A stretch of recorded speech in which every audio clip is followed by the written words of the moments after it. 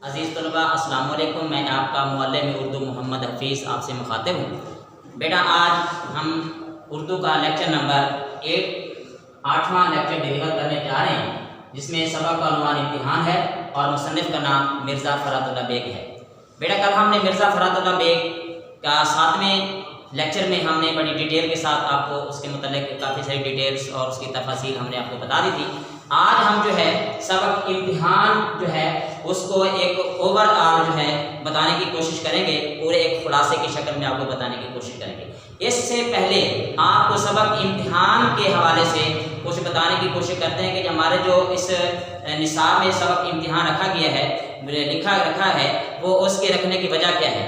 اس میں مصنف نے آج کل جو طلباء منفی سوچ رکھنے والے طلباء کی نفسیات کو بیان کرنے کی اس نے بھرپور کوشش کی ہے کہ بہت سارے طلباء جو ہیں وہ امتحان میں غلط طریقوں سے یا غلط راستہ اختیار کر کے کامیاب ہونے کی کوشش کرتے ہیں، حالانکہ وہ ہمیشہ کی کامیابی نہیں ہوتی۔ ہمیشہ کی کامیابی جو ہوتی ہے وہ اپنی محنت سے ہی ہوتی ہے، اللہ تعالیٰ کی رحمت سے ہی ہوتی ہے۔ تو مصنف نے بھی اس طرح اس پورے لیسن میں ہمیں یہی سبق اسی چیز کو اجاگر کرنے کی کوشش کی ہے کہ اس میں اپنا مصنف نے خود اپنے آپ کو پیش کر کے ایک چیز سمجھانے کی کوشش کی ہے۔ اب ہم جو ہے اس سبق کا جو اوور آل جو خلاصہ ہے اس کو ہم نے آپ کے سامنے میں نے کچھ اہم نکات لکھ دی ہیں، انہی نکات کو جو ہے میں آپ کے سامنے رکھنے کی کوشش کروں گا تاکہ آپ اس کو ترتیب سے جب آپ پوائنٹ وائز آپ پڑھتے جائیں گے تو ایک خلاصہ بھی آپ کا بنتا جائے گا اور وہ اہم پوائنٹ آپ کے ذہن میں بھی آتے جائیں گے اور وہ پورے سبق کی ایک نفسیات بھی آپ کے سامنے آ جائے گی۔ تو بیٹے پہلا جو اہم نقطہ ہے، پہلا پوائنٹ ہے امتحان کے نام سے گھبرانا۔ مرزا فرات اللہ بیگ کے مطابق وہ کہتے ہیں کہ بہت سے طالب علم جو ہے وہ امتحان کے نام سے گھبراتے ہیں۔ جب بھی امتحان کے دن قریب آتے ہیں تو ان کے دماغ مختل ہو جاتے ہیں، ان کی صورت اتنی سی نکل آتی ہے اور وہ پریشان حال دکھائی دیتے ہیں اور وہ امتحان کے نام سے زیادہ سے زیادہ گھبراتے ہیں۔ جبکہ مرزا فرات اللہ بیگ کے مطابق امتحان کی صرف 2 ہی صورتیں ہوتی ہیں، پاس یا فیل۔ یا تو جب امتحان انسان دیتا ہے یا وہ پاس ہوتا ہے یا وہ فیل ہو جاتا ہے، اور یہ مصنف کے ذہن میں بھی یہی ایک فلسفہ ہے کہ جب امتحان انسان دیتا ہے پاس ہوتا ہے یا فیل ہوتا ہے۔ اب دوسرا نقطہ جو ہے وہ ہے لا کلاس کورس۔ اب مصنف اپنے آپ کو سامنے پیش کرتے ہوئے وہ ایک ایگزامپل کے طور پر اپنے آپ کو پیش کر رہا ہے اور اس نے لا کلاس کا امتحان دیا اور اس نے محنت کرنے کا اس کا اپنا بھی کوئی رجحان نہیں تھا زیادہ، وہ اپنے دوستوں کے ساتھ آوارہ گردی کرتا سارا دن اور سارا شام کی کلاسز تھیں اس کی، اور شام کو اپنے لا کلاس کی کلاس میں بھی جھانک آتا، وہاں بھی ہوا تھا۔ اس کے حاضری لگانے میں اس کی کوئی پریشانی نہیں تھی کیونکہ منشی صاحب جو تھے اس کے ساتھ اس کی اچھی خاصی دوستی بن چکی تھی اور اس کی حاضری بھی لگا دیا کرتے تھے۔ اس طرح جو ہے کافی عرصہ اس نے اس آوارہ گردی میں گزار دیا۔ آخرکار ان کے والدین نے جب اصرار کیا کہ بیٹا آپ تیاری کر رہے ہو، محنت کر رہے ہو، تو اس نے اپنے والدین کو بھی دھوکہ دینے کے لیے کہا کہ میں بڑی سخت محنت کر رہا ہوں، لیکن اس نے اس کے ساتھ ساتھ اپنا جو ہے اس نے اپنے الگ کمرے کا بھی مطالبہ کر دیا کہ میں جو ہے اس طرح یکسوئی سے میرے سے محنت نہیں ہوتی، میں نہیں پڑھ سکتا، مجھے گھر میں ایک علیحدہ کمرہ دیا جائے۔ لہذا 1-2 دن کے بعد ان کی والدہ نے انہیں ایک علیحدہ کمرہ دے دیا۔ اب پریشانی اس کے لیے ایک اور کھڑی ہوگی، وہ پریشانی یہ تھی کہ جو کمرہ اس کو دیا گیا تھا پڑھنے کے لیے اس کے دروازے اور کھڑکیوں پر شیشے لگے ہوئے تھے۔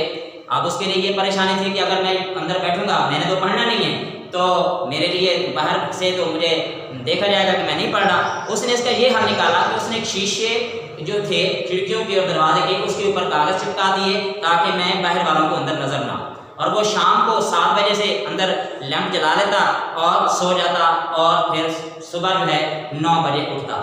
اگر اندر جو ہے لیمپ ساری رات جلتا رہتا اور وہ باہر جو ہے ان کے والدین اور بڑے خوش تھے کہ بیٹا ہمارا جو ہے وہ بڑی سخت محنت کر رہا ہے۔ اگلا پوائنٹ بیٹے جو ہے ہمارے پاس ہے مصنف کی امتحان میں شرکت اور منفی سوچ۔ اب ظاہر ہے وہ پڑھ رہا تھا، پڑھ کے آ رہا تھا، محنت تو کر نہیں رہا تھا، وہ بس سارا دن اور ساری رات دن کو آوارہ گردی کرتا، رات کو وہ سویا پڑا رہتا۔ اس طرح جب اس نے وہ داخلہ بھیجا تو اس کی جو ہے امتحان میں شرکت کی جو منظوری کی جو درخواست ہے وہ بھی منظور ہو گئی اور وہ اس کو منظور کر لیا گیا کہ یہ امتحان دینے کے قابل ہے۔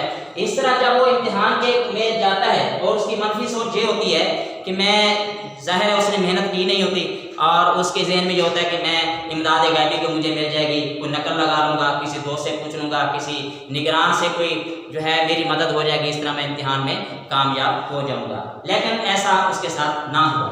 اگلا جو ہے نگران کا مصنف کے ساتھ رویہ ہے۔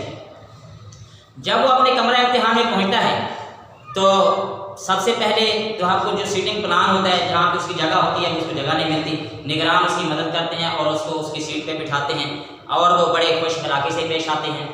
अब उसके दिल में ये थोड़ी सी जो है ना वो उम्मीद बनती है कि ये निगरान कार मेरे इम्तिहान में मदद करेगा। अब वो यही सोच को रख के वो निगरान साहब से पूछता है, लेकिन निगरान जो है बड़ा सख्ती के साथ उसे पेश आते हैं। अब जब उसके सामने पर्चा आता है तो उसको पता नहीं होता, मालूम नहीं होता कि ये पर्चा है किस चीज़ का, किस मज़मून का पर्चा है। अब इसको परेशानी का सामना करना पड़ता है। आखिरकार वो निगरान से सबक का जो है पर्चे के मतलब पूछते हैं कि ये पर्चा है किस चीज़ का, तो निगरान उसको बताने के बजाय उस पर्चे के ऊपर आकर उंगली रख देते हैं और वो उंगली होती है, वो पर्चा होता है उसूल कानून का। अब वो जितने भी ख्यालात उसके दिमाग में होते हैं कानून के ऊपर, वो उसने वो सारे के सारे अपने ख्यालात जो है वो अपने पेपर के ऊपर लिख देता है। अगला है बेटे छठा पॉइंट है इम्तिहानी मरकज़ में मुसन्निफ की परेशानी। अब ज़ाहिर है उसकी तैयारी इम्तिहान के मुताबिक नहीं होती और वो तो आधा घंटा ताकि वो अपने कमरे इम्तिहान से निकल आता, लेकिन परेशानी ये थी कि वालिद साहब जो है 11 बजे तक आके बाहर सहन में बैठे रहते और उसको भी मजबूरन 3 घंटे कमरा इम्तिहान में गुजारने पड़ते थे। अगला है नुक्ता बेटा हमारे पास वालिद साहब की मुंतहिन को सिफारिशी चिट्ठी। अब मुसन्निफ को तो अपने बारे में मालूम होता है कि उसने पर्चों में या पेपर में कुछ नहीं लिखा और उसको फेल होने का 100% यकीन था, लेकिन उसने अपना वालिद साहब को ये बताते, जब एक पेपर मुकम्मल करके आते तो वालिद साहब को बताते कि आज का जो पर्चा था बड़ा सख्त था, हो सकता है इसमें कामयाबी मुझे ना हो। यानी वो इस तरह के से अपने वालिदैन की वालिद की जो है ना जहन साजी करते हैं।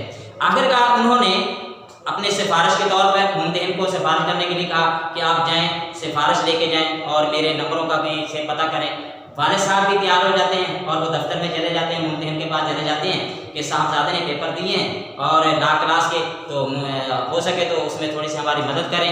और आगे से जो मुंतहिन होते हैं वो बड़े परेशान होते हैं, नाराज़ होते हैं कि भाई पेपर तो आपके बच्चे ने दिए और मैं मेहनत मैं करूँ उसमें कामयाबी के लिए, और इस तरह वो उसके यानी कि इनकार कर देते हैं।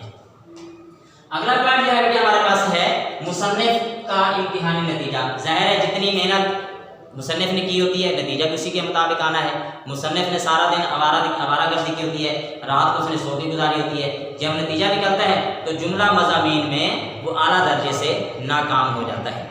जब इम्तिहान का नतीजा आता है तो बाप को तो इस चीज़ का यकीन होता है कि मेरे बेटे ने बड़ी मेहनत की है और इसने बड़े नंबर लेने हैं और बड़े बड़े वकीलों के ये कान उतरेगा, लेकिन नतीजा इसके बरक्स निकलता है, बेटा फेल हो जाता है।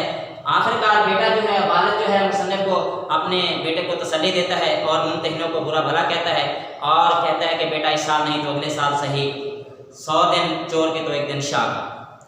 ये जो जितनी चीज़ें भी बेटे मैंने आपको समझाई हैं, जितने भी मैंने पॉइंट बनाए हैं, जब हम खुलासा लिखते हैं तो उसको लिखने का आपने जब आप कमरा इम्तिहान में खुलासा लिखते हैं तो उसको लिखने का तरीका क्या इख्तियार करना चाहिए, वो मैंने आपके सामने कुछ लाइनों के जरिए वाज़ेह किया, भी मैं आपको समझाने की कोशिश करूंगा। लिखा है जी, पैराग्राफ का तरीका इख्तियार करते हुए सबक का खुलासा लिखना। बहुत सारे बच्चे जब खुलासा लिखते हैं तो पूरे का पूरा जो है वो एक उसमें बगैर पैराग्राफ दिए हुए वो सारे का सारा लिख देते हैं, जबकि ये एक गलत तरीका है। जो बेहतरीन ऑथेंटिक और मुस्तनिद तरीका है अपना खुलासा लिखने का, वो आपके सामने मैं रखने की कोशिश करूंगा। पैराग्राफ लिखने जब आप खुलासा लिखते हैं तो उसका पैराग्राफ की शक्ल में लिखते हैं। पहला पैराग्राफ मैंने ये 3 लाइनें लगाई हैं, 3 लाइनों का मतलब ये है कि ये एक पैराग्राफ है। एक पैराग्राफ जब लिखते हैं, यानी जब आप पहला पॉइंट आप लिखेंगे इम्तिहान के नाम से घबराना, तो आपने एक पैराग्राफ लिखना है, ये हेडिंग नहीं देनी। इन हेडिंग को सिर्फ आपने अपने जहन में रखना है या आपने एक रफ पेज के ऊपर आपने अपने पास लिख के रख लेनी है ताकि आपको याद रहे। दूसरा जब आप पैराग्राफ लिखेंगे, दूसरा पॉइंट जब आप लिखेंगे तो उसको दूसरे पैराग्राफ में लिखेंगे, इस तरह तीसरे पॉइंट को लिखेंगे तो तीसरे पैराग्राफ में लिखेंगे। इस तरह पैराग्राफ बनाकर किसी भी तहरीर कोई मजमून लिख रहे हैं या कोई खुलासा लिख रहे हैं, कोई कहानी लिख रहे हैं, कोई सब ऐसा मतन जो एक लेंथी है, लंबा मजमून है, तो उसको आपने पैराग्राफ की शक्ल में लिखना होता है। इस तरह जो है तहरीर भी अच्छी लगती है और खूबसूरत लगती है और इम्तिहानी नुक्ता नज़र से भी ये चीज़ें बहुत अहमियत की हामिल हैं। वस्सलाम।